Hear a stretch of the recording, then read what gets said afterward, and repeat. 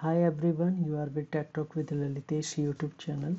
सो आज का जो हमारा वीडियो है वो ये है कि कंपेयर ब्लॉक में हम लेस देन इक्वल कंपेयर कैसे यूज करते हैं, इसका फंक्शन क्या होता है, या आप कह सकते हैं कि ग्रेटर देन इक्वल कंपेयर कैसे यूज करते हैं। कंडीशन नंबर 6 पे हम लोग काम करेंगे।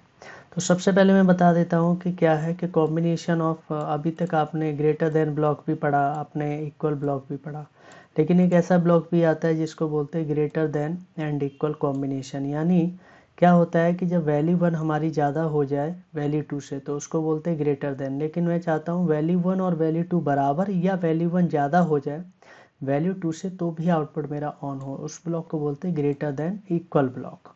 तो हम कैसे यूज करेंगे इसके बारे में मैं आपको अभी यहाँ पर बताने जा रहा हूँ। तो देखिए, सॉफ्टवेयर में चलते हैं तो सबसे पहले काउंटर लेंगे, क्योंकि काउंटर से हम लोग क्या करेंगे, काउंटिंग कराते हैं, और इसकी डन बिट से इसी को रिसेट कर देंगे 10 पल्स पर।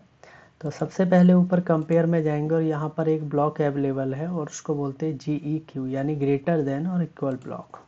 इस तरीके से आएगा। इससे आप यहाँ से एक आउटपुट ले लीजिए और आउटपुट का एड्रेस दे दीजिए। तो O:0.0/0 ले लिया। आप इसको एडिट कर सकते हैं, टाइटल को कंट्रोल भी कर दिया। तो combination of greater than and equal block होता है। तो ग्रेटर देन में क्या था, जो कि लास्ट वीडियोज में भी मैंने बताया है कि जब सोर्स A की वैल्यू B से ज़्यादा हो जाती है तभी हाई होता है। अभी क्या होगा, सोर्स A की वैल्यू B के बराबर एंड अगर सोर्स A ज़्यादा हो जाता है सोर्स B से, तो भी मेरा आउटपुट क्या हो जाएगा, ऑन हो जाएगा। तो सोर्स A में आप काउंटर का एक्यूमुलेटर का एड्रेस टाइप कर सकते हैं, जो कि ऑलरेडी हमने यूज किया है। सोर्स बी में आप इंटीजर एड्रेस ले लीजिए, जिससे कि आप ऑनलाइन में एडिट कर सके। कंपाइल करके आप यहाँ से डाउनलोड कर लीजिए, सो दैट आपको क्लियर हो जाएगा कि किस तरीके से ये ब्लॉक काम करता है। सो आप सोर्स बी में फिक्स कर दीजिए कोई वैल्यू, जैसे मैंने 4 कर दिया। तो ये ब्लॉक जो है वो है ग्रेटर देन इक्वल। तो यानी सोर्स ए की वैल्यू बी के बराबर हो जाएगी या सोर्स ए की वैल्यू बी से ज़्यादा हो जाएगी। दोनों केसेस में मेरी मोटर ऑन रहेगी। तो अभी इनिशियली सोर्स ए की वैल्यू 0 है और सोर्स बी की वैल्यू 4 है, तो अभी मेरा मोटर ऑफ है। तो जैसे ही मैंने पहली पल्स दिया तो क्या होगा, यहाँ से देखेंगे काउंटर एक पल्स काउंट करेगा, तो 4 से कम है, देन मेरा मोटर ऑफ है।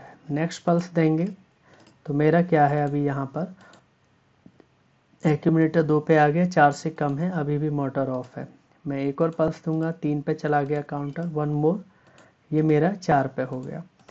तो 4 जो मेरा सोर्स भी है और सोर्स से 4 दोनों इक्वल है, तो मेरा मोटर अब क्या हो गया, ऑन हो गया। और इवन अगर एक और पल्स काउंट कर लेगा तो मेरा ज़्यादा भी हो जाएगा, तो भी मेरा मोटर क्या होगा, ऑन होगा। कहने का मतलब ये है कि दोनों value source A source B, यानी वैल्यू 1 वैल्यू 2 अगर बराबर हो जाती हैं तो भी मेरा आउटपुट ऑन हो जाएगा। अगर ज़्यादा भी हो जाता है सोर्स से वैल्यू बी से, तो भी मेरा आउटपुट क्या होगा, ऑन ही रहेगा।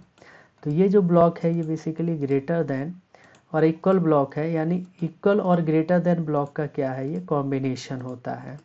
तो अगर आपको सेपरेटली यूज करना है इक्वल ब्लॉक या ग्रेटर देन, आप कर सकते हैं, लेकिन अब आपको कॉम्बाइन यूज करना है तो ग्रेटर देन और इक्वल ब्लॉक आप इस तरीके से यूज कर सकते हैं। जैसे 4 से अभी 2 कम है, मोटर ऑफ है। जैसे ही मैं इसको 4 के बराबर ले आता हूँ तो क्या हो गया, अब मोटर ऑन हो गई, इक्वल है। और 4 से ज़्यादा भी हो जाता है, 5 पे चला जाता है, तो भी मेरा मोटर क्या है, यहाँ पर ऑन है। तो this is basically greater than और इक्वल ब्लॉक, जो कि हम लोग प्रोग्रामिंग में यूज करते हैं। तो होप आपको ये ब्लॉक पसंद आया होगा, यूज कर सकते हैं, वीडियो क्लियर हुआ होगा।